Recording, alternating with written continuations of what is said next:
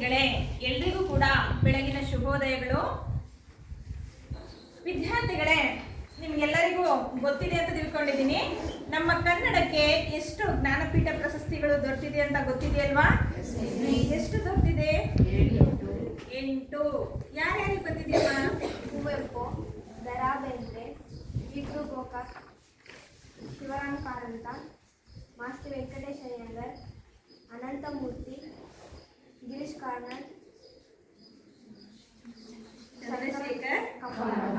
ವಿದ್ಯಾರ್ಥಿಗಳೇ, ಎಷ್ಟು ಜನಕ್ಕೆ ಬಂದಿದೆ ಅಂದ್ರೆ ಕುವೆಂಪು, ದ.ರಾ. ಬೇಂದ್ರೆ, ಮಾಸ್ತಿ ವೆಂಕಟೇಶ್ ಅಯ್ಯಂಗಾರ್, ಶಿವರಾಮ್ ಕಾರಂತ್, ವಿ.ಕೃ. ಗೋಕಾಕ್, ಯು.ಆರ್. ಅನಂತಮೂರ್ತಿ, ಗಿರೀಶ್ ಕಾರ್ನಾಡ್, ಚಂದ್ರಶೇಖರ್ ಕಂಬಾರ.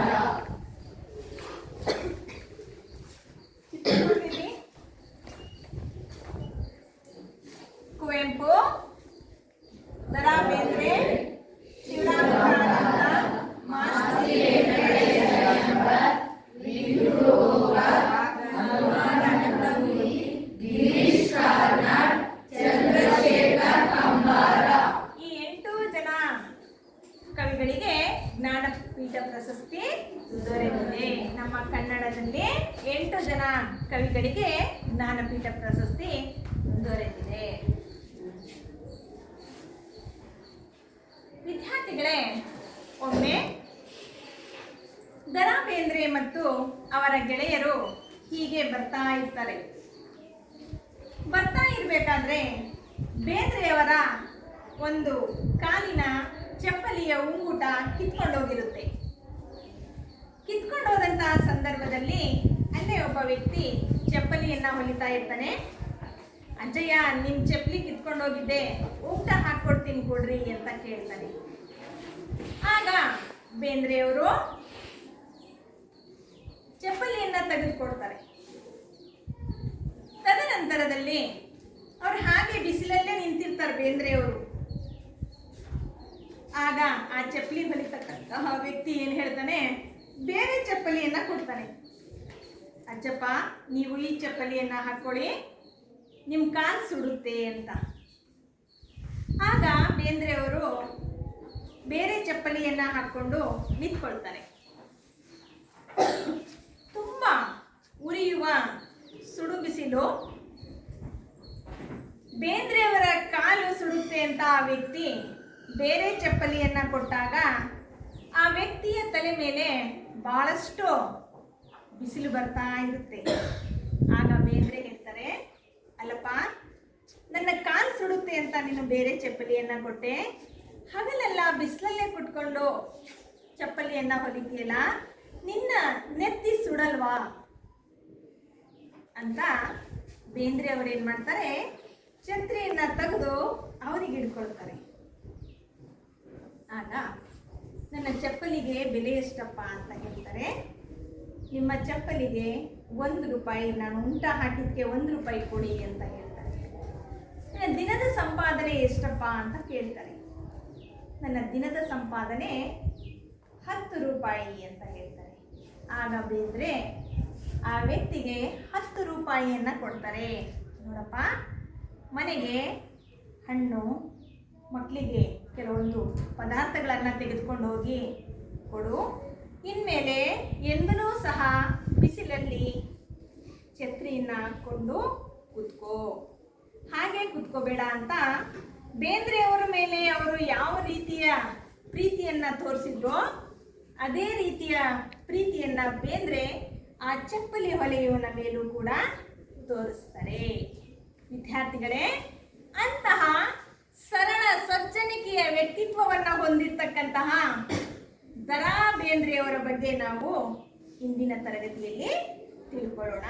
ಸರಳ ಸಜ್ಜನಿಕೆಯನ್ನು ಹೊಂದಿರತಕ್ಕಂತಹ, ಸಾಹಿತ್ಯದಲ್ಲಿ ಜ್ಞಾನಪೀಠ ಪ್ರಶಸ್ತಿ ಪಡಿತಕ್ಕಂತಹ ಒಂದು ಉನ್ನತ ಸ್ಥಾನಕ್ಕೆ ಹೋಗಿರ್ತಕ್ಕಂತಹ ಬೇಂದ್ರೆಯವರು ಒಬ್ಬ ಚಪ್ಪಲಿ ಹೊಲಿಯುವಂತಹ ಮನುಷ್ಯನ ಜೊತೆಗೆ ನಡ್ಕೊಂಡಿರ್ತಕ್ಕಂತಹ ತಮ್ಮ ವರ್ತನೆ ಆಗಿರ್ಬೋದು, ಸರಳತೆ ಆಗಿರ್ಬೋದು, ತಾನು ಮೇಲೆ ಅಂತಕ್ಕಂತಹ ಭಾವನೆಯನ್ನ ತೋರಿಸ್ತಾ ಇರ್ತಕ್ಕಂತಹ ವ್ಯಕ್ತಿತ್ವವನ್ನು ಹೊಂದಿರತಕ್ಕಂತಹ ಬೇಂದ್ರೆಯವರ ಬಗ್ಗೆ ನಾವು ಈ ತರಗತಿಯಲ್ಲಿ ಅವರ ಪರಿಚಯವನ್ನ ಮಾಡ್ಕೊಳ್ಳೋಣ. ಹಾಗೆಯೇ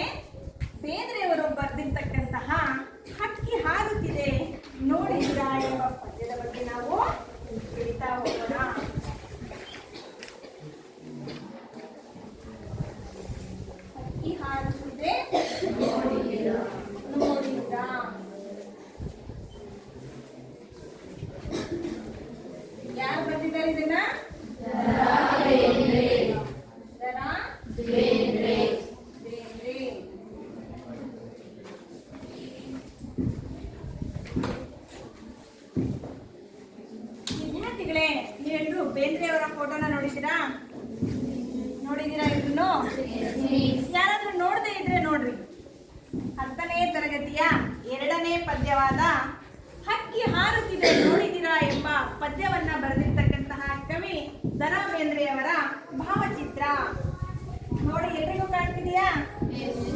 ನೋಡಿದ್ರಾ? ಹಕ್ಕಿ ಹಾರುತ್ತಿದೆ ನೋಡಿದಿರಾ ಎಂಬ ಪದ್ಯವನ್ನ ಬರೆದಿರ್ತಕ್ಕಂತಹ ಕವಿ ದ.ರಾ ಬೇಂದ್ರೆಯವರ ಭಾವಚಿತ್ರ ನೋಡಿದ್ರೆ ಎಲ್ರು. ಹಾಗಾದ್ರೆ ನಾವು ಈ ದ.ರಾ ಬೇಂದ್ರೆಯವರ ಪರಿಚಯವನ್ನ ಮಾಡ್ಕೊಳ್ಳೋಣ. ಪುಸ್ತಕ ಇದೆಯಾ ಎಲ್ಲರ ಹತ್ರನೂ? ನೋಡ್ಕೊಳ್ಳಿ. ಅಂಬಿಕಾತನಯ ದತ್ತ ಎಂಬ ಕಾವ್ಯನಾಮದಿಂದ ಪ್ರಸಿದ್ಧರಾಗಿರುವ ದತ್ತಾತ್ರೇಯ ರಾಮಚಂದ್ರ ಬೇಂದ್ರೆ ಸಾಮಾನ್ಯ ಶಕ 1896ರಲ್ಲಿ ಧಾರವಾಡದಲ್ಲಿ ಜನಿಸಿದರು. ಪ್ರೌಢಶಾಲಾ ಅಧ್ಯಾಪಕರಾಗಿ ಸೊಲ್ಹಾಪುರದ ರಾಜಾರಾಮ್ ಕಾಲೇಜಿನಲ್ಲಿ ಕನ್ನಡ ಪ್ರಾಧ್ಯಾಪಕರಾಗಿ, ಧಾರವಾಡದ ಬಾನುಲಿ ಕೇಂದ್ರದ ಸಲಹೆಗಾರರಾಗಿ ಸೇವೆ ಸಲ್ಲಿಸಿದ್ದಾರೆ. ನವೋದಯ ಕನ್ನಡ ಸಾಹಿತ್ಯದ ಪ್ರಮುಖ ಕವಿಗಳಲ್ಲಿ ಒಬ್ಬರಾದ ದ.ರಾ ಬೇಂದ್ರೆ ಅವರು ಗರಿ, ಕೃಷ್ಣಕುಮಾರಿ, ಉಯ್ಯಾಲೆ, ಸಖಿ ಗೀತ, ನಾದಲೀಲೆ, ಮೇಘದೂತ, ಗಂಗಾವತರಣ, ಸೂರ್ಯಪಾನ, ನಗೆಯ ಹೊಗೆ, ಸಾಹಿತ್ಯದ ವಿರಾಟ್ ಸ್ವರೂಪ ಮೊದಲಾದ ಕೃತಿಗಳ ಕರ್ತೃ. ಮರಾಠಿ, ಇಂಗ್ಲಿಷ್ ಭಾಷೆಯೂ ಸೇರಿದಂತೆ ಸಾಹಿತ್ಯದ ವಿವಿಧ ಪ್ರಕಾರಗಳಲ್ಲಿ ಕೃತಿಗಳನ್ನು ರಚಿಸಿದ್ದಾರೆ. ಅರಳು ಮರಳು ಕವನ ಸಂಕಲನಕ್ಕೆ ಕೇಂದ್ರ ಸಾಹಿತ್ಯ ಅಕಾಡೆಮಿ ಪ್ರಶಸ್ತಿ, ನಾಲ್ಕು ತಂತಿ ಕವನ ಸಂಕಲನಕ್ಕೆ ಜ್ಞಾನಪೀಠ ಪ್ರಶಸ್ತಿ ಲಭಿಸಿವೆ. ಭಾರತ ಸರ್ಕಾರದ ಪದ್ಮಶ್ರೀ ಪುರಸ್ಕಾರಕ್ಕೆ ಭಾಜನರಾಗಿರುವ ಬೇಂದ್ರೆ ಅವರು 1943ರಲ್ಲಿ ಶಿವಮೊಗ್ಗದಲ್ಲಿ ಸಮಾವೇಶಗೊಂಡ 27ನೇ ಕನ್ನಡ ಸಾಹಿತ್ಯ ಸಮ್ಮೇಳನದ ಅಧ್ಯಕ್ಷರಾಗಿದ್ದರು. ದ.ರಾ ಬೇಂದ್ರೆ ವಿರಚಿತ ಗರಿ ಕವನ ಸಂಕಲನದಿಂದ ಹಕ್ಕಿ ಹಾರುತ್ತಿದೆ ನೋಡಿದಿರಾ ಕವಿತೆಯನ್ನು ಆಯ್ಕೆ ಮಾಡಲಾಗಿದೆ.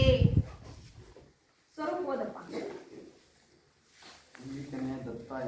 ಅಂಬಿಕಾತನಯ ದತ್ತ ಎಂಬ ಕಾವ್ಯನಾಮದಿಂದ ಪ್ರಸಿದ್ಧರಾಗಿರುವ ದತ್ತಾತ್ರೇಯ ರಾಮಚಂದ್ರ ಬೇಂದ್ರೆ ಧಾರವಾಡದವರು. ಪ್ರೌಢಶಾಲಾ ಅಧ್ಯಾಪಕರಾಗಿ ಸೊಲ್ಲಾಪುರದ ರಾಜಾರಾಮ್ ಕಾಲೇಜಿನಲ್ಲಿ ಕನ್ನಡ ಪ್ರಾಧ್ಯಾಪಕರಾಗಿ, ಧಾರವಾಡದ ಬಾನುಲಿ ಕೇಂದ್ರದ ಸಲಹೆಗಾರರಾಗಿ ಸೇವೆ ಸಲ್ಲಿಸಿದ್ದಾರೆ. ನವೋದಯ ಕನ್ನಡ ಸಾಹಿತ್ಯದ ಪ್ರಮುಖ ಕವಿಗಳಲ್ಲಿ ಒಬ್ಬರಾದ ದ.ರಾ ಬೇಂದ್ರೆಯವರು ಗರಿ, ಕೃಷ್ಣಕುಮಾರಿ, ಉಯ್ಯಾಲೆ, ಸಖಿ ಗೀತ, ನಾದಲೀಲೆ, ಮೇಘದೂತ, ಗಂಗಾವತರಣ, ಸೂರ್ಯಪಾನ, ನಗೆಯ ಹೊಗೆ, ಸಾಹಿತ್ಯದ ವಿರಾಟ್ ಸ್ವರೂಪ ಮೊದಲಾದ ಕೃತಿಗಳ ಕರ್ತೃ. ಮರಾಠಿ, ಇಂಗ್ಲಿಷ್ ಭಾಷೆಯೂ ಸೇರಿದಂತೆ ಸಾಹಿತ್ಯದ ವಿವಿಧ ಪ್ರಕಾರಗಳಲ್ಲಿ ಕೃತಿಗಳನ್ನು ರಚಿಸಿದ್ದಾರೆ. ಅರಳು ಮರಳು ಕವನ ಸಂಕಲನಕ್ಕೆ ಕೇಂದ್ರ ಸಾಹಿತ್ಯ ಅಕಾಡೆಮಿ ಪ್ರಶಸ್ತಿ, ನಾಗತಂತಿ ಕವನ ಸಂಕಲನಕ್ಕೆ ಜ್ಞಾನಪೀಠ ಪ್ರಶಸ್ತಿ ಲಭಿಸಿದೆ. ಭಾರತ ಸರ್ಕಾರದ ಪದ್ಮಶ್ರೀ ಪುರಸ್ಕಾರಕ್ಕೆ ಭಾಜನರಾಗಿರುವ ಬೇಂದ್ರೆ ಅವರು 1943ರಲ್ಲಿ ಶಿವಮೊಗ್ಗದಲ್ಲಿ ಸಮಾವೇಶಗೊಂಡ 27ನೇ ಕನ್ನಡ ಸಾಹಿತ್ಯ ಸಮ್ಮೇಳನದ ಅಧ್ಯಕ್ಷರಾಗಿದ್ದರು. ದ.ರಾ ಬೇಂದ್ರೆ ವಿರಚಿತ ಗರಿ ಕವನ ಸಂಕಲನದಿಂದ ಹಕ್ಕಿ ಹಾರುತ್ತಿದೆ ನೋಡಿದಿರಾ ಕವಿತೆಯನ್ನು ಆಯ್ಕೆ ಮಾಡಲಾಗಿದೆ. ಶ್ರೀಗೌರಿ ಓದು. ಅಂಬಿಕಾತನಯ ದತ್ತ ಎಂಬ ಕಾವ್ಯನಾಮದಿಂದ ಪ್ರಸಿದ್ಧರಾಗಿರುವ ದತ್ತಾತ್ರೇಯ ರಾಮಚಂದ್ರ ಬೇಂದ್ರೆ ಸಾಮಾನ್ಯ ಶಕ 1896 ಧಾರವಾಡದವರು. ಪ್ರೌಢಶಾಲಾ ಅಧ್ಯಾಪಕರಾಗಿ ಸೊಲ್ಲಾಪುರದ ರಾಜಾರಾಮ್ ಕಾಲೇಜಿನಲ್ಲಿ ಕನ್ನಡ ಪ್ರಾಧ್ಯಾಪಕರಾಗಿದ್ದರು. ಧಾರವಾಡದ ಬಾನುಲಿ ಕೇಂದ್ರದ ಸಲಹೆಗಾರರಾಗಿ ಸೇವೆ ಸಲ್ಲಿಸಿದ್ದಾರೆ. ನವೋದಯ ಕನ್ನಡ ಸಾಹಿತ್ಯದ ಪ್ರಮುಖ ಕವಿಗಳಲ್ಲಿ ಒಬ್ಬರಾದ ದ.ರಾ ಬೇಂದ್ರೆಯವರು ಗರಿ, ಕೃಷ್ಣಕುಮಾರಿ, ಉಯ್ಯಾಲೆ, ಸಖಿ ಗೀತ, ನಾದಲೀಲೆ, ಮೇಘದೂತ, ಗಂಗಾವತರಣ, ಸೂರ್ಯಪಾನ, ನಗೆಯ ಹೊಗೆ, ಸಾಹಿತ್ಯದ ವಿರಾಟ್ ಸ್ವರೂಪ ಮೊದಲಾದ ಕೃತಿಗಳ ಕರ್ತೃ. ಮರಾಠಿ, ಇಂಗ್ಲಿಷ್ ಭಾಷೆಯೂ ಸೇರಿದಂತೆ ಸಾಹಿತ್ಯದ ವಿವಿಧ ಪ್ರಕಾರಗಳಲ್ಲಿ ಕೃತಿಗಳನ್ನು ರಚಿಸಿದ್ದಾರೆ. ಅರಳು ಮರಳು ಕವನ ಸಂಕಲನಕ್ಕೆ ಕೇಂದ್ರ ಸಾಹಿತ್ಯ ಅಕಾಡೆಮಿ ಪ್ರಶಸ್ತಿ, 4 ತಂತಿ ಕವನ ಸಂಕಲನಕ್ಕೆ ಜ್ಞಾನಪೀಠ ಪ್ರಶಸ್ತಿ ಲಭಿಸಿವೆ. ಭಾರತ ಸರ್ಕಾರದ ಪದ್ಮಶ್ರೀ ಪುರಸ್ಕಾರಕ್ಕೆ ಭಾಜನರಾಗಿರುವ ಬೇಂದ್ರೆಯವರು 1943ರಲ್ಲಿ ಶಿವಮೊಗ್ಗದಲ್ಲಿ ಸಮಾವೇಶಗೊಂಡ 27ನೆಯ ಕನ್ನಡ ಸಾಹಿತ್ಯ ಸಮ್ಮೇಳನದ ಅಧ್ಯಕ್ಷರಾಗಿದ್ದರು. ದ. ರಾ ಬೇಂದ್ರೆ ವಿರಚಿತ ಗರಿ ಕವನ ಸಂಕಲನದಿಂದ ಹಕ್ಕಿ ಹಾರುತ್ತಿದೆ ನೋಡಿದಿರಾ ಕವಿತೆಯನ್ನು ಆಯ್ಕೆ ಮಾಡಲಾಗಿದೆ.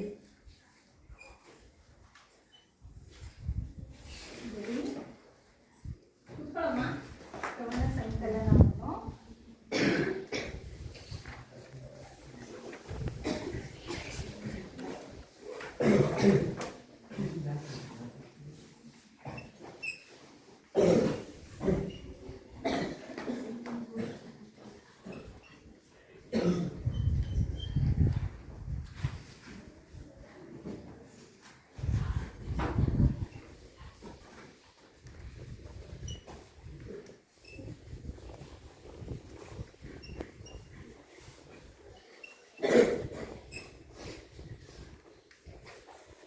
ನೋಡ್ರಿ ಎಲ್ರು.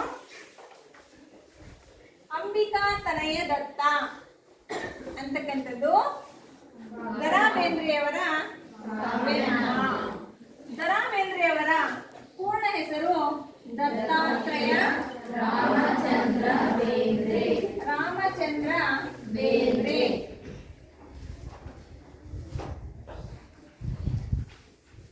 ದ. ರಾ ಬೇಂದ್ರೆಯವರ ಪೂರ್ಣ ಹೆಸರು ದತ್ತಾತ್ರೇಯ ರಾಮಚಂದ್ರ ಬೇಂದ್ರೆ. ಅವರ ಕಾವ್ಯನಾಮ ಅಂಬಿಕಾ ತನಯ ದತ್ತ. ಅಂಬಿಕಾ ಅಂದ್ರೆ ಅವರ ತಾಯಿಯ ಹೆಸರು, ತನಯ ಅಂದ್ರೆ ಮಗ, ದತ್ತ ಅಂದ್ರೆ ಅವರ ಹೆಸರು. ದತ್ತಾತ್ರೇಯ ರಾಮಚಂದ್ರ ಬೇಂದ್ರೆ. ಹಾಗಾಗಿ ಅಂಬಿಕಾ ಬೇಂದ್ರೆಯವರ ತಾಯಿಯ ಹೆಸರು, ತನಯ ಅಂದ್ರೆ ಮಗ, ಅಂಬಿಕಾ ತಾಯಿಯ ಅಂಬಿಕಳ ಮಗ ದತ್ತ. ಅಂಬಿಕಾ ತನಯ ದತ್ತ. ಬೇಂದ್ರೆಯವರಿಗೆ 4 ತಂತಿ ಎಂಬ ಕವನ ಸಂಕಲನಕ್ಕೆ ಜ್ಞಾನಪೀಠ ಪ್ರಶಸ್ತಿ ದೊರೆತಿದೆ. ವಿದ್ಯಾರ್ಥಿಗಳೇ, ನಿಮಗೆಲ್ಲ ನಾನು ಹಿಂದಿನ ತರಗತಿನಲ್ಲೇ ಹೇಳಿದ್ದೆ, ನವೋದಯ, ನವ್ಯ, ಪ್ರಗತಿಶೀಲ, ದಲಿತ ಬಂಡಾಯ ಅಂತ ಹೊಸಗನ್ನಡ ಸಾಹಿತ್ಯದಲ್ಲಿ 4 ಘಟ್ಟಗಳಿದಾವೆ ಅಂತ ಹೇಳಿದ್ದೆ. ಅದರಲ್ಲಿ ಬೇಂದ್ರೆಯವರು ನವೋದಯ ಕಾಲಘಟ್ಟದಲ್ಲಿ ಇದ್ದಂತಹ ಕವಿ. ನವೋದಯ ಕಾಲಘಟ್ಟದಲ್ಲಿ ಇದ್ದಂತಹ ಕವಿ. ಅಂಬಿಕಾ ತನಯ ದತ್ತ ಎಂಬ ಕಾವ್ಯನಾಮದಿಂದ ಪ್ರಸಿದ್ಧರಾಗಿರುವ ಬೇಂದ್ರೆಯವರ ಕಾವ್ಯನಾಮ ಅಂಬಿಕಾ ತನಯ ದತ್ತ. ದತ್ತಾತ್ರೇಯ ರಾಮಚಂದ್ರ ಬೇಂದ್ರೆ ಇವರು ಧಾರವಾಡದವರು. ಪ್ರೌಢಶಾಲಾ ಅಧ್ಯಾಪಕರಾಗಿ ಸೊಲ್ಲಾಪುರದ ರಾಜಾರಾಮ್ ಕಾಲೇಜಿನಲ್ಲಿ ಕನ್ನಡ ಪ್ರಾಧ್ಯಾಪಕರಾಗಿ, ಧಾರವಾಡದ ಬಾನುಲಿ ಕೇಂದ್ರದ ಸಲಹೆಗಾರರಾಗಿ ಸೇವೆ ಸಲ್ಲಿಸಿದ್ದಾರೆ. ನವೋದಯ ಕನ್ನಡ ಸಾಹಿತ್ಯದ ಪ್ರಮುಖ ಕವಿಗಳಲ್ಲಿ ಒಬ್ಬರು. ನಿಮಗೆ ಹಿಂದಿನ ತರಗತಿಯಲ್ಲಿ ಹೇಳಿದ್ದೆ, ಬೇಂದ್ರೆ, ಕುವೆಂಪು, ಬೇಂದ್ರೆ, ಪೂತಿನ ಇವರೆಲ್ಲರೂ ಸಹ ನವೋದಯ ಕಾಲಘಟ್ಟದಲ್ಲಿ ಇದ್ದಂತಹ ಕವಿಗಳು. ನವೋದಯ ಕಾಲಘಟ್ಟದಲ್ಲಿ ಇದ್ದಂತಹ ಹಲವಾರು ಜನ ಕವಿಗಳಲ್ಲಿ ಬೇಂದ್ರೆಯೂ ಸಹ ಒಬ್ಬರು. ದ. ರಾ ಬೇಂದ್ರೆಯವರು ಗರಿ, ಕೃಷ್ಣಕುಮಾರಿ, ಉಯ್ಯಾಲೆ, ಸಖಿ ಗೀತ, ನಾದಲೀಲೆ, ಮೇಘದೂತ, ಗಂಗಾವತರಣ, ಸೂರ್ಯಪಾನ, ನಗೆಯ ಹೊಗೆ, ಸಾಹಿತ್ಯದ ವಿರಾಟ್ ಸ್ವರೂಪ ಮೊದಲಾದ ಕೃತಿಗಳ ಕರ್ತೃ. ಮರಾಠಿ, ಇಂಗ್ಲಿಷ್ ಭಾಷೆಯೂ ಸೇರಿದಂತೆ ಸಾಹಿತ್ಯದ ವಿವಿಧ ಪ್ರಕಾರಗಳಲ್ಲಿ ಕೃತಿಗಳನ್ನು ರಚಿಸಿದ್ದಾರೆ. ಇವರ ಅರಳು ಮರಳು ಕವನ ಸಂಕಲನಕ್ಕೆ ಕೇಂದ್ರ ಸಾಹಿತ್ಯ ಅಕಾಡೆಮಿ ಪ್ರಶಸ್ತಿ ಬಂದಿದೆ. ಇವರ ಅರಳು ಮರಳು ಕವನ ಸಂಕಲನಕ್ಕೆ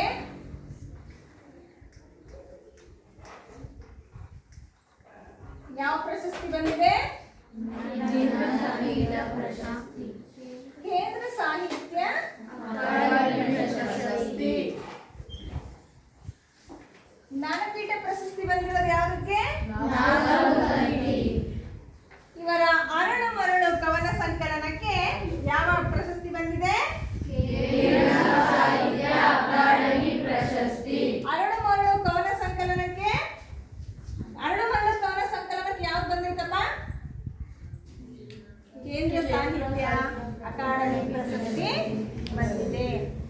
ನಾಲ್ಕು ತಂತಿ ಕವನ ಸಂಕಲನಕ್ಕೆ ಜ್ಞಾನಪೀಠ ಪ್ರಶಸ್ತಿ ಬಂದಿದೆ.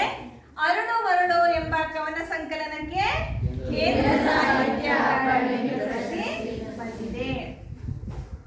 ಭಾರತ ಸರ್ಕಾರದ ಪದ್ಮಶ್ರೀ ಪುರಸ್ಕಾರಕ್ಕೆ ಭಾಜನರಾಗಿರುವ ಬೇಂದ್ರೆಯವರು 1943ರಲ್ಲಿ ಶಿವಮೊಗ್ಗದಲ್ಲಿ ಸಮಾವೇಶಗೊಂಡ 27ನೇ ಕನ್ನಡ ಸಾಹಿತ್ಯ ಸಮ್ಮೇಳನದ ಅಧ್ಯಕ್ಷರಾಗಿದ್ದರು. ಪ್ರಸ್ತುತ ದ.ರಾ. ಬೇಂದ್ರೆ ವಿರಚಿತ ಗರಿ ಕವನ ಸಂಕಲನದಿಂದ ಬೇಂದ್ರೆಯವರ ಗರಿ ಎಂಬ ಕವನ ಸಂಕಲನದಿಂದ ಹಕ್ಕಿ ಹಾರುತ್ತಿದೆ ನೋಡಿದ ಎಂಬ ಪದ್ಯವನ್ನ ಆಯ್ಕೆ ಮಾಡಿಕೊಳ್ಳಲಾಗಿದೆ. ತೇಜಸ್ವಿನಿ, ಬೇಂದ್ರೆಯವರಿಗೆ ಯಾವ ಕವನ ಸಂಕಲನಕ್ಕೆ ಜ್ಞಾನಪೀಠ ಪ್ರಶಸ್ತಿ ಬಂದಿದೆ? 4 ಅಂತ ಹೇಳಿದ್ನ ನಾನು. 4 ತಂತಿ. ಬೇಂದ್ರೆಯವರ 4 ತಂತಿ ಎಂಬ ಕವನ ಸಂಕಲನಕ್ಕೆ ಜ್ಞಾನಪೀಠ ಪ್ರಶಸ್ತಿ. ಕಿರಣ, ಬೇಂದ್ರೆಯವರ ಕಾವ್ಯನಾಮ ಯಾವುದು? ಯಾವುದು? ಅಂಬಿಕಾ ತನಯ ದತ್ತ. ಬೇಂದ್ರೆಯವರ ಕಾವ್ಯನಾಮ ಯಾವುದು? ಅಂಬಿಕಾ ತನಯ ದತ್ತ. ಸ್ವರೂಪ್, ಬೇಂದ್ರೆಯವರಿಗೆ ಯಾವ ಕವನ ಸಂಕಲನಕ್ಕೆ ಕೇಂದ್ರ ಸಾಹಿತ್ಯ ಅಕಾಡೆಮಿ ಪ್ರಶಸ್ತಿ ಬಂದಿದೆ? ಅರಳು ಮರಳು ಎಂಬ ಕವನ ಸಂಕಲನಕ್ಕೆ ಕೇಂದ್ರ ಸಾಹಿತ್ಯ ಅಕಾಡೆಮಿ ಪ್ರಶಸ್ತಿ ಬಂದಿದೆ. ಶ್ರೀಗೌರಿ, ಬೇಂದ್ರೆಯವರು ಹೊಸಗನ್ನಡ ಸಾಹಿತ್ಯದ ಯಾವ ಘಟ್ಟದಲ್ಲಿ ಇದ್ದಂತಹ ಕವಿ? ನವೋದಯ ಎಂಬ ಕಾಲಘಟ್ಟದಲ್ಲಿ ಇದ್ದಂತಹ ಕವಿ. ಎಲ್ರಿಗೂ ಅರ್ಥ ಆಯ್ತಾ?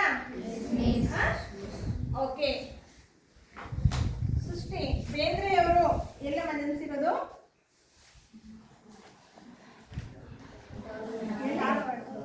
ಧಾರವಾಡದಲ್ಲಿ. ಓಕೆ, ಅರ್ಥ ಆಯ್ತಾ ಎಲ್ರಿಗೂ? ಕುತ್ಕೊಳ್ಳಿ. ಆಶಯ ಭಾವ ನೋಡ್ಕೊಳ್ಳಿ. ಚಲನಶೀಲತೆ ಜೀವಂತಿಕೆ ಗುಣ.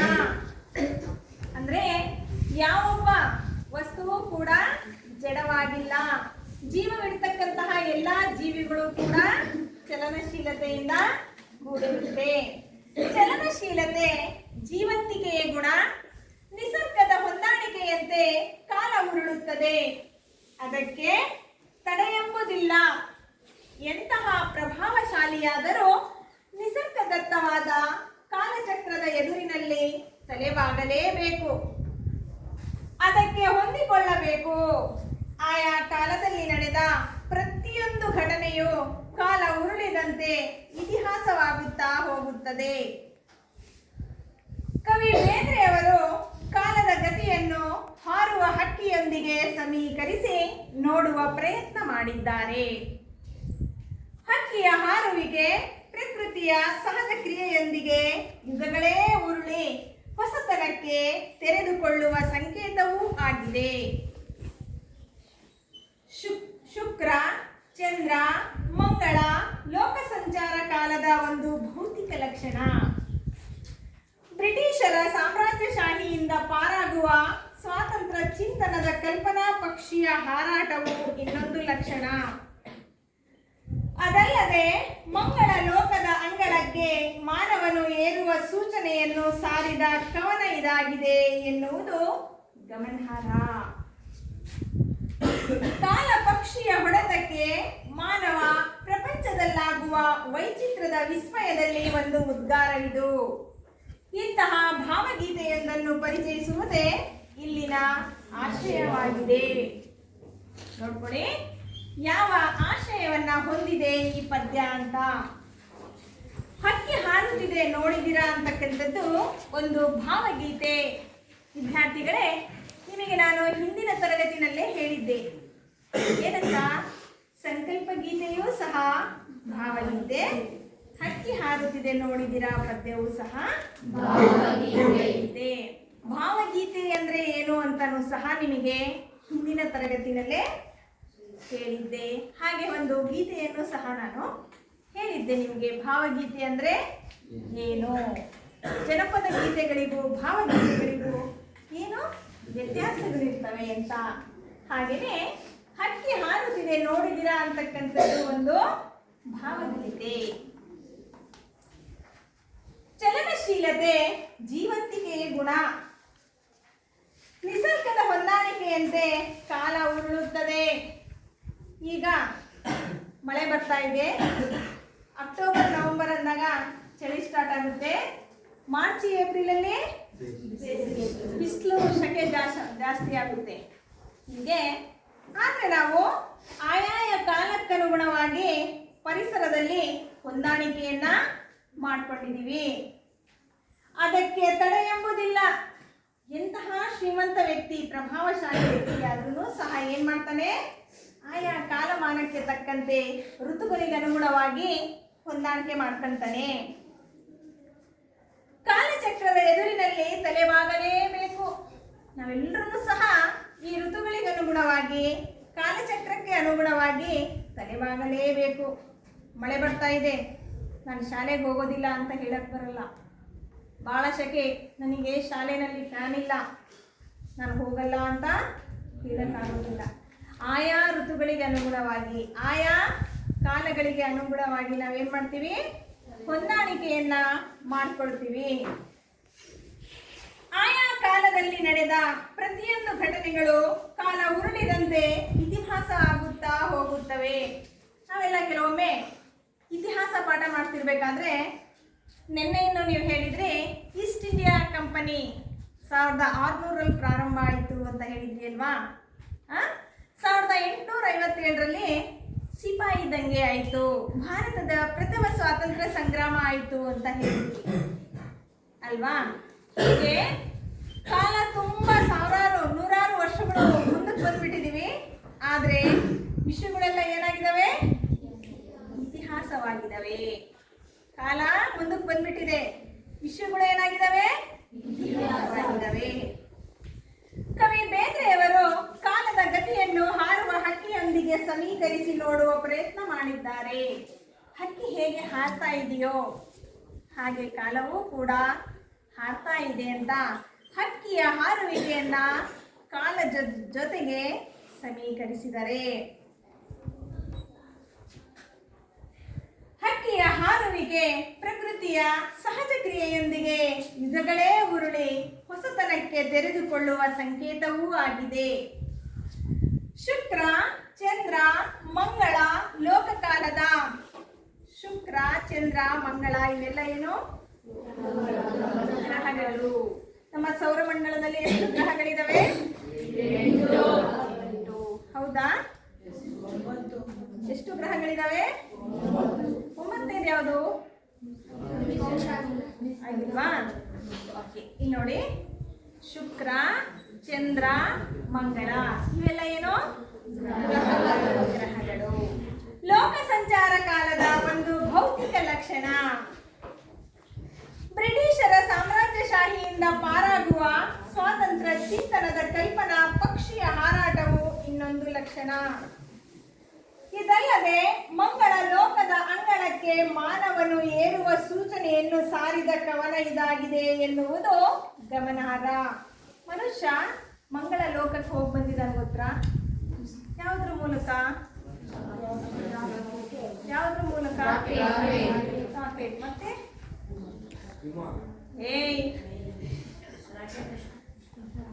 ಇದನ್ನ ಉಡಾವಣೆ ಮಾಡಿದಾರೆ ಗೊತ್ತಾ?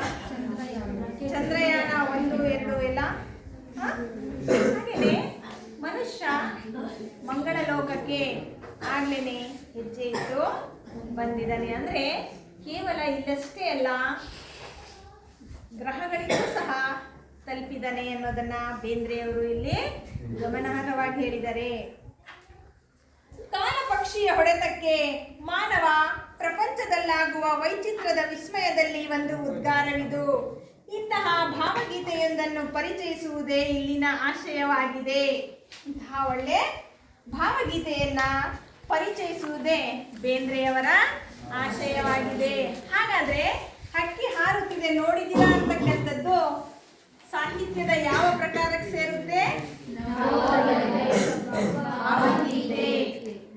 ನವೋದಯ ಕಾಲದ ಕವಿಗಳಲ್ಲಿ ಬೇಂದ್ರೆ ಒಬ್ರು. ಆದ್ರೆ ಹಕ್ಕಿ ಹಾರುತ್ತಿದೆ ನೋಡಿದಿರಾ ಅಂತಕ್ಕಂತಹ ಪದ್ಯ ಭಾವಗೀತೆ ಎಂಬ ಪ್ರಕಾರಕ್ಕೆ ಸೇರಿದೆ.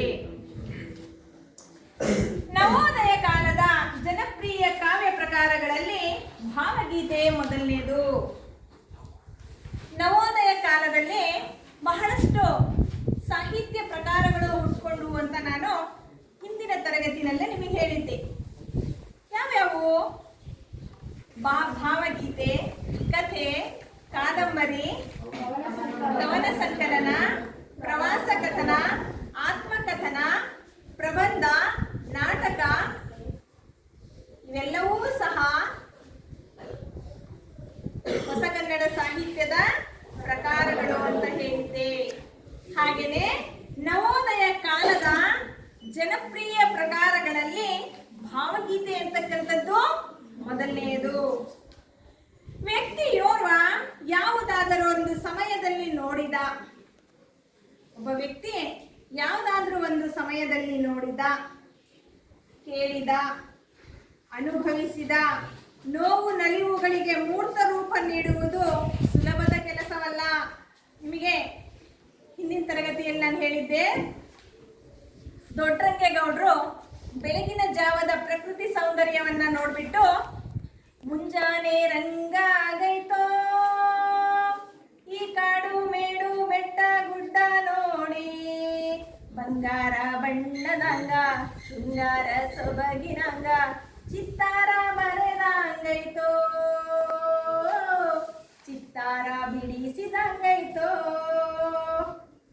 ಭಾವಗೀತೆಯನ್ನ ಕೇಳಿದಾಗ ಏನನ್ಸುತ್ತೆ?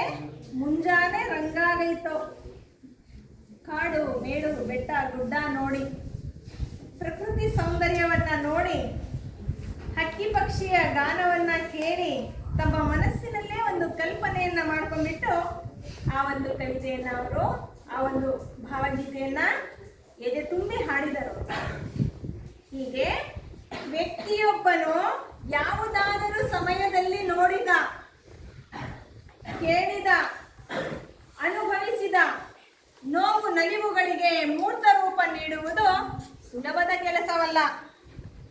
ಪ್ರತಿಭಾವಂತರಿಂದ ಮಾತ್ರ ಆಗುವಂಥದ್ದು.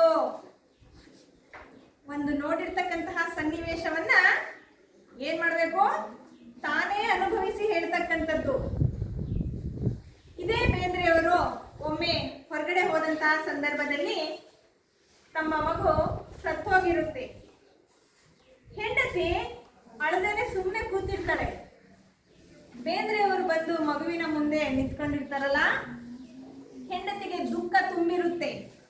ಅಳಕ್ಕೂ ಆಗ್ತಾ ಇರಲ್ಲ, ಏನೂ ಮಾಡಕ್ಕಾಗ್ತಾ ಇರಲ್ಲ. ಈ ಸನ್ನಿವೇಶವನ್ನ ಕುರಿತು ಬೇಂದ್ರೆಯವರು ಒಂದು ಭಾವಗೀತೆಯನ್ನ ಬರೆದಿದ್ದಾರೆ. ನೀ ಹಿಂಗ ನೋಡಬೇಡ ನನ್ನ, ನೀ ಹಿಂಗ ನೋಡಿದರೆ ನನ್ನ, ತಿರುಗಿನ ಹ್ಯಾಂಗ ನೋಡಲೇ ನಿನ್ನ, ದಾರಿಲಿ ನೆನೆ ಕೈ ಹಿಡಿದೆ ನೀನು ಕಣ್ಣಾಗ ಅಂತ ನಾ ತಿಳಿದು, ಬಿಡುವಲ್ಲಿ ಇಂದು ನಾ ಬೂದಿ ಮುಚ್ಚಿದ ಕೆಂಡ ಇದ್ದಂಗ ಮೊದಲು, ಅತ್ತಾರೆ ಅತ್ತು ಬಿಡು ನಕ್ಯಾಕೆ ಸುರಿಸುತ್ತಿ ದುಃಖ. ಅಂದ್ರೆ ಅತ್ತಾರ ಹತ್ತು ಬಿಡು ನನ್ನ ಮುಂದೆ, ಮಗು ಸತ್ತೋಗಿರ್ತಕ್ಕಂತಹ ದುಃಖವನ್ನ ಹತ್ತು ಮನಸ್ಸನ್ನ ಹಗುರ ಮಾಡ್ಕೋ, ಯಾಕೆ ಹಿಂಗೆ ಕೂತಿದೀಯಾ ಅಂತ ಆ ಸನ್ನಿವೇಶವನ್ನ ಕುರಿತು ಅವರು ಮನಸ್ಸಲ್ಲಿ ಆ ವಿಚಾರಗಳನ್ನ ಕಟ್ಕೊಂಡು ಭಾವಗೀತೆಯನ್ನ ಬರ್ತಿದ್ದಾರೆ. ಹೀಗೆ ಈ ರೀತಿ ಬರಿಬೇಕಂದ್ರೆ ಸುಮ್ಮನೆ ನೀವು ಬರ್ತಿರಲ್ಲ, ಬಂದ್ ಸುಮ್ಮನೆ ಎದ್ದೋಗ್ತಿರಲ್ಲ, ಅವರಿಗೆಲ್ಲ ಸಾಧ್ಯ ಇಲ್ಲ. ಪ್ರತಿಭಾವಂತ ವ್ಯಕ್ತಿಯಿಂದ ಮಾತ್ರ ಸಾಧ್ಯ. ಯಾರಲ್ಲಿ ಒಂದು ಸನ್ನಿವೇಶವನ್ನ ನೋಡಿ ಆಲೋಚನೆ ಮಾಡತಕ್ಕಂತಹ ಶಕ್ತಿ, ನಿಮಗೂ ಕೂಡ ಅಸಾಧ್ಯವಾದುದಲ್ಲ ಇದು. ನೀವು ಕೂಡ ಒಂದು ಸನ್ನಿವೇಶವನ್ನ ನೋಡಿ ನಿಮ್ಮ ಭಾವನೆಯನ್ನ ವ್ಯಕ್ತಪಡಿಸಬಹುದು. ಹೀಗೆ ನೋಡಿರ್ತಕ್ಕಂತಹ, ಕೇಳಿರ್ತಕ್ಕಂತಹ, ಅನುಭವಿಸಿರ್ತಕ್ಕಂತಹ ವಿಷಯಗಳನ್ನ ಅನುಭವಿಸಿ ಬರಿತಕ್ಕಂಥದ್ದೇ ಭಾವಗೀತೆ. ಇದು ಸಾಮಾನ್ಯರಿಂದ ಆಗಲ್ಲ, ಪ್ರತಿಭಾವಂತ ವ್ಯಕ್ತಿಗಳಿಂದ ಮಾತ್ರ ಸಾಧ್ಯ. ಒಳಗೊಂಡು ಅಭಿವ್ಯಕ್ತಿಯನ್ನು ಪಡೆದಾಗ ಅದು ಭಾವಗೀತೆಯಾಗುತ್ತದೆ. ಇಂತಹ ಭಾವಗೀತೆ ವೈಯಕ್ತಿಕ ನೆಲೆಯಲ್ಲಿಯೂ ಸಾರ್ವತ್ರಿಕ ಮನ್ನಣೆಯದ್ದು ಪಡೆಯುವಂತಿದ್ದರೆ ಭಾವಗೀತೆಯ ಸೊಗಸು ಮತ್ತಷ್ಟು ಹೆಚ್ಚುತ್ತದೆ. ಭಾವಗೀತೆ ಧ್ವನಿಪೂರ್ಣವಾಗಿದ್ದರೆ ಗೀತೆಯ ಸೌಂದರ್ಯಕ್ಕೆ ಮತ್ತಷ್ಟು ಮೆರುಗು ಬರುತ್ತದೆ. ಇಂತಹ ಭಾವಗೀತೆಯೊಂದನ್ನು ಪರಿಚಯಿಸಲಾಗಿದೆ.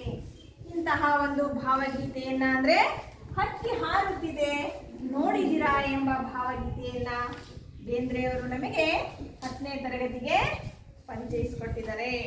ಹೌದಾ? ಬರೆದಿದ್ದಾರಷ್ಟೇ, ಆದರೆ ಪಠ್ಯಪುಸ್ತಕ ಸಮಿತಿಯವರು 10ನೇ ತರಗತಿಯ 2ನೇ ಪದ್ಯವಾಗಿ ನಮಗೆ ಬರೆದಿದ್ದಾರೆ. ಅರ್ಥ ಆಯ್ತಾ ಇಷ್ಟು? ಹಾಗಾದ್ರೆ ನಾವು ಪದ್ಯಕ್ಕೆ ಹೋಗೋಣ. ನೋಡ್ಕೊಳ್ಳಿ ಪದ್ಯನ.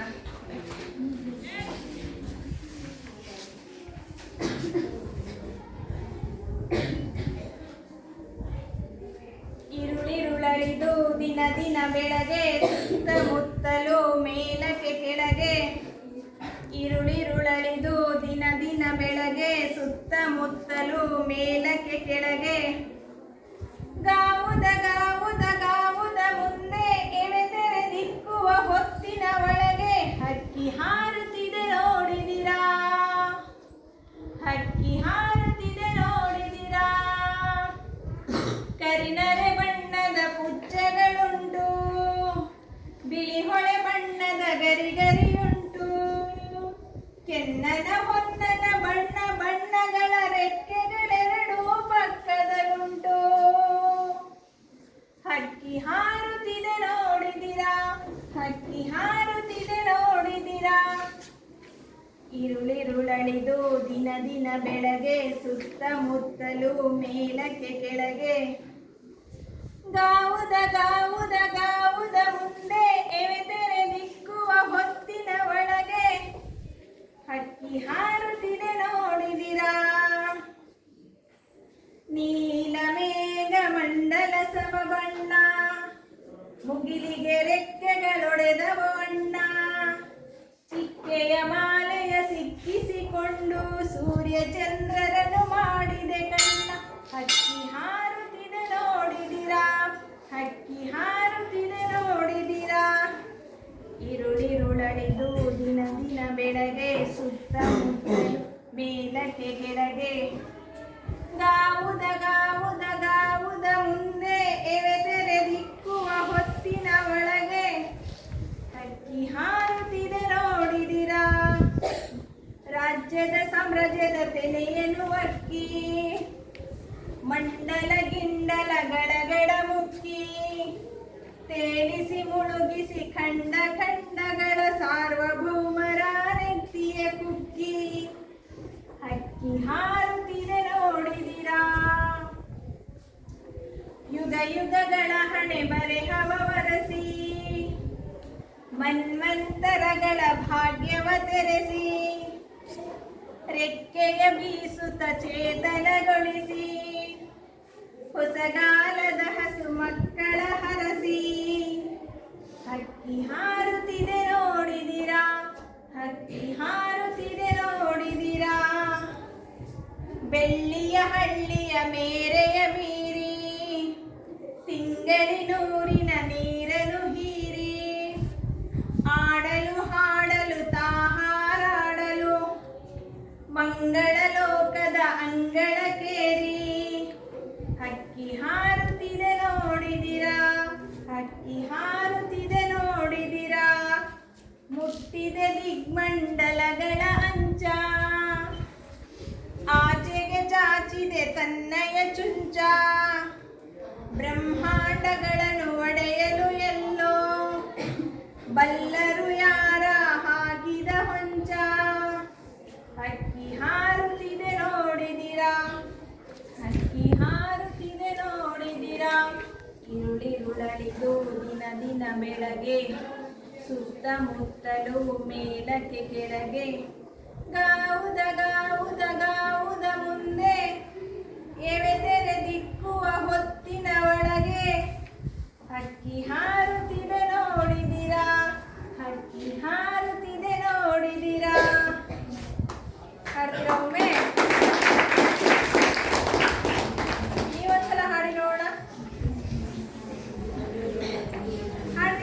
ಒಂದ್ಸಲ ಸ್ಟಾರ್ಟ್.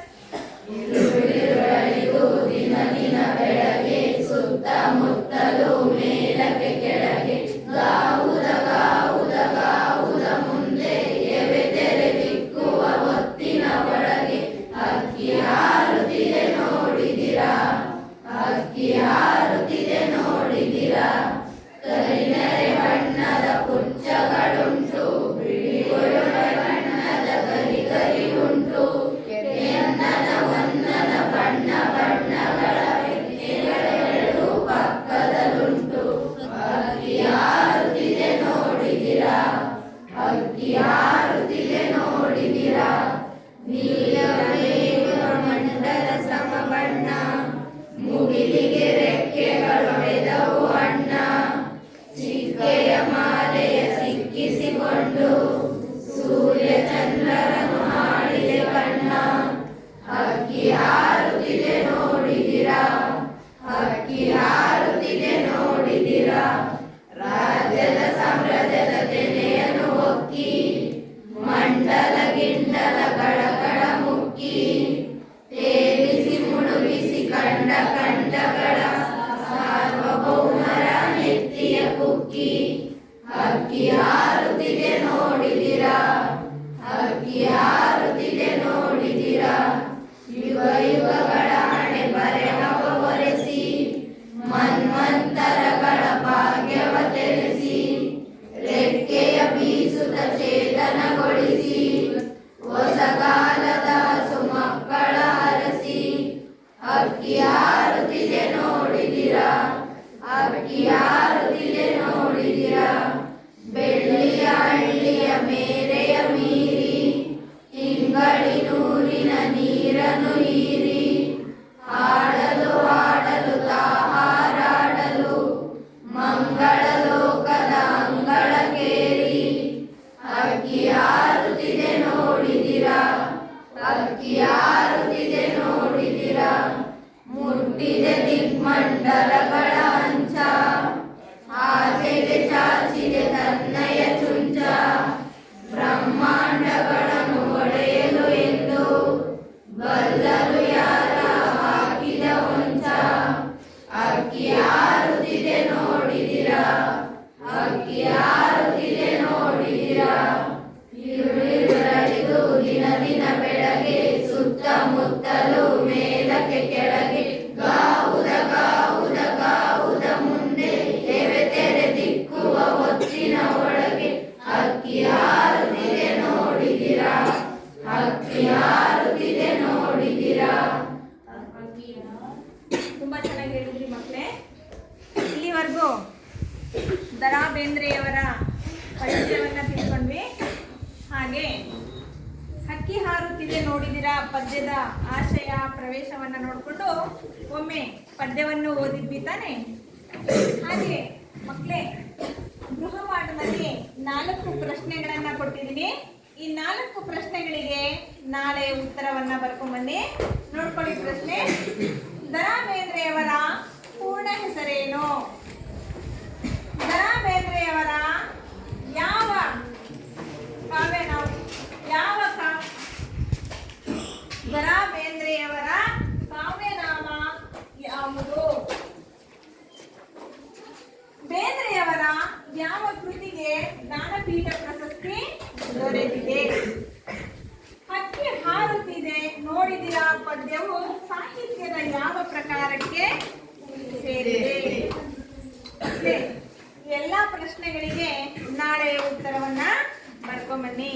ಇಲ್ಲಿವರೆಗೂ ನಾವು ಹಕ್ಕಿ ಹಾರುತ್ತಿದೆ ನೋಡಿದಿರಾ ಎಂಬ ಪದ್ಯವನ್ನ ಬರೆದಿರ್ತಕ್ಕಂತಹ ಕವಿ ಬೇಂದ್ರೆಯವರ ಪರಿಚಯವನ್ನ ಮಾಡ್ಕೊಂಡ್ವಿ.